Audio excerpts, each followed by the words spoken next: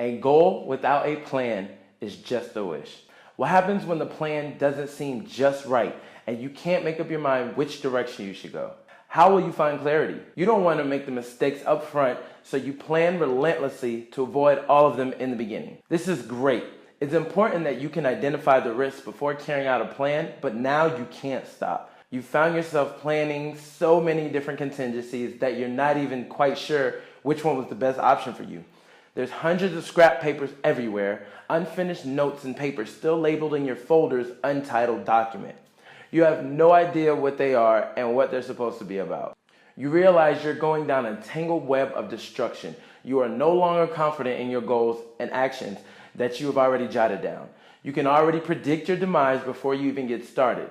This is a bad sign that can be seen from miles away. Don't do it to yourself. What is up, Soul Fam? This is Chris with Soldier of Life, and today in this video, I'm going to tell you why you need to stop planning yourself to death.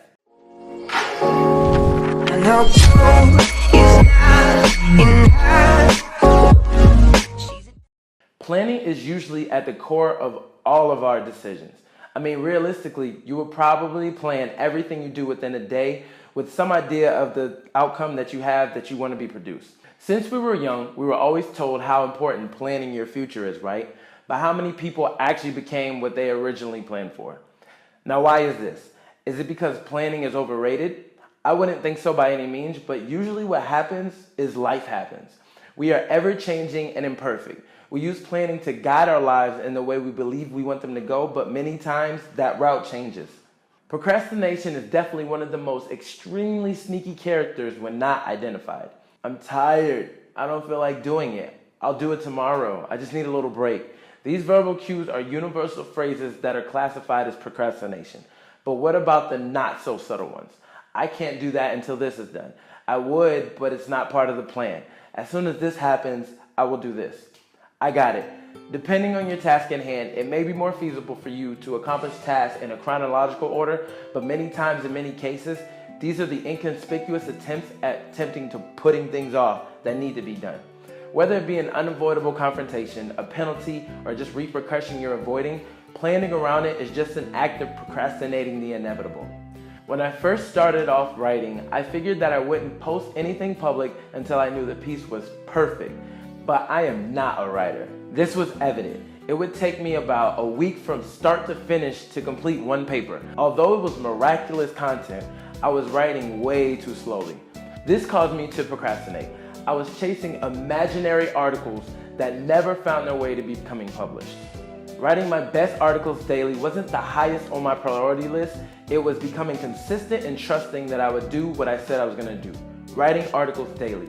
With that being said, I had to reevaluate my plan to either write every day or less frequently and post less, but stop procrastinating my ultimate plan. Decisions of disasters. There's no point in stressing out your wanted future stardom if you've never even got it started. To all my overplanners, stop overthinking things. Life is full of ups, downs, and all around. You cannot plan for every occasion. It's good to have backup plans and contingencies, but the more time you spend on overthinking your strategies, the cloudier your road becomes. Have you ever found yourself thinking about choices for so long to realize that it was such a small decision that it really didn't matter at the end of the day? Today's business models in today's society are directly aiming for better quality while minimizing choices. Smaller menus, smaller selections, just smaller choices that you have to choose from. Have you ever been so passionate about something that you found yourself thinking about it every minute of every day? It is usually the passion for our purpose in life that drives us. The passion to do well, to achieve, to believe in yourself. There are the motives that usually end up being our biggest motivating factors for self-improvement and development. Well, just think about it. If you weren't fueled by the passion to do better, would you even feel the need to advance in an occupation or land that job for more money or better opportunities? On the other hand, money might not be your motivating factor, but if you wish for a nice, established, consistent lifestyle, in that case, your passion for convenience and comfort will fuel you to be secure in your current position and letting them know that you're happy to be there. Either way, that drive, that kinetic force that gets us happy is the passion that we use to fulfill our most important priorities. When you start planning your ascension to your required levels of satisfaction, you might find out whenever planning things to a meticulous level, it starts taking the joy out of the pursuit and becomes more automated. Although I would suggest making positive steps in life more automated, I would not suggest making every step so meticulous. Just plan your direction and have fun within the details. Most of the people that overplan everything usually become blinded to the steps that they are taking. They refuse to stop and smell the roses, as they were. They never seem to enjoy the journey that they're on and only take notice of the times they couldn't produce. Plan from the end and start at the beginning. Who doesn't love their own big picture? Thinking about the long-term goals are the funnest part of planning. Some of the most general plans are still good plans, you just have to work at them. So let's say you want to be a millionaire, or you want to work at your dream job, you want to live in a ginormous mansion, you want to drive a Ferrari. All of these plans are good and relatively attainable to most. You just have to figure out the goal that you want and work backwards. Chicken breasts, chicken nuggets, it's still both chicken. When I used to train on a meat-based diet, I would always buy an entire chicken for the week. I would cook it at my house store every Sunday, and without fail, every Sunday, someone would ask me if I'm going to eat the whole thing. I would tell them yes, but just pieces at a time for the entire week. Now that's what you would call chunking. But after you find your big goals that you wish to attain, you have to small chunk them to success. This will make your goals less stressful daily and more manageable. Now you will need some varieties of specificity. For example, if you want to drive a Lamborghini, you need to figure out which one do you want, the price range you're willing to spend, and the time you wish to have it in. Once that is established, you just have to figure out the formula in order to get the goal that you're trying to attain. And then you have it. Once you are able to figure out the variables and the time frame, you will know the targets you need to reach. Then you can create smaller goals that will help you attain the smaller targets.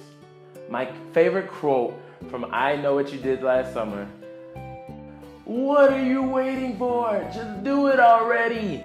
Every time I feel like I'm waiting too long to do something, I run this line through my head. Planning projects and goals is an exponentially better plan for success. But if you find yourself planning too much, it's better to start acting now and figure it out later. This is the key prescription to procrastination. Once you start thinking about something too much, the unfavorable outcome, the consequences, the reactions, you will lose your ability to act. You will begin the downward spiral into doubtful and start questioning your methods to success. So before you let over-planning get into your frontal cortex, start acting. Act now. Acting now will at least get you going. You can always continue planning along the ride.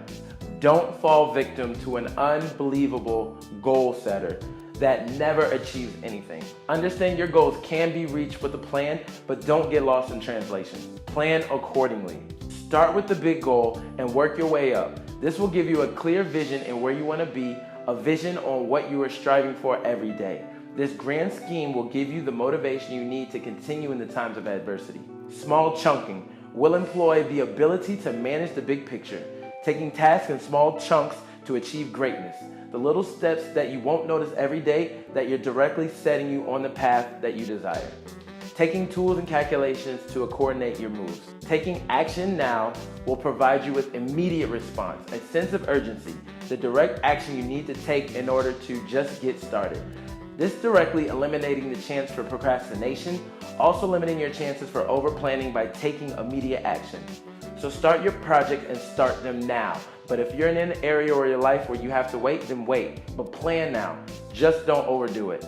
Doing so will surely send you to your untimely demise, planning yourself to death. And don't forget, stay happy, stay healthy, stay motivated. This is Chris with Soldier of Life, and I'll see you next time.